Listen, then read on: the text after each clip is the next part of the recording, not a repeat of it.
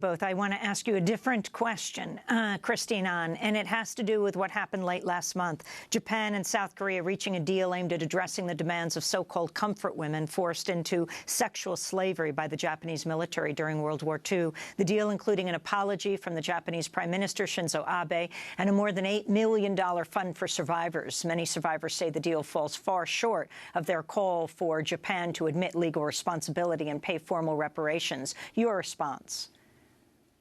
Oh, it's a travesty. It is a travesty that basically they are seeking to silence the surviving harmonies, the grandmothers that survived the sexual violence at the hands of the Japanese military when they were young girls, and to basically silence them and their government from ever speaking up about justice for them. They never got a formal apology from Japan. That is what they demanded. They are receiving $187,000 per survivor, and that won't even go directly to them. And they're demanding the removal of the girl statue, the bronze statue in front of the Japanese embassy in Seoul that the civic groups have put up and installed, and which are being installed all around the world, including in San Francisco, Glendale, and in New Jersey.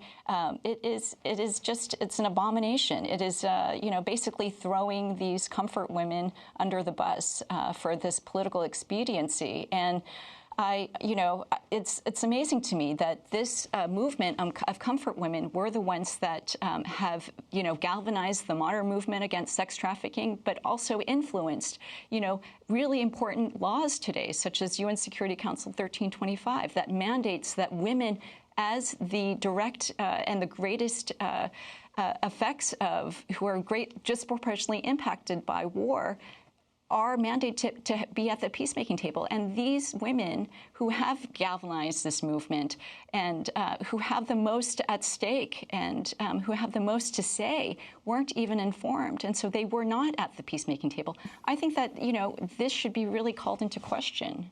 I want to thank you both for being with us. Christine Ahn with Women Cross DMZ, Executive Director of the group, the global movement of women mobilizing to end the Korean War.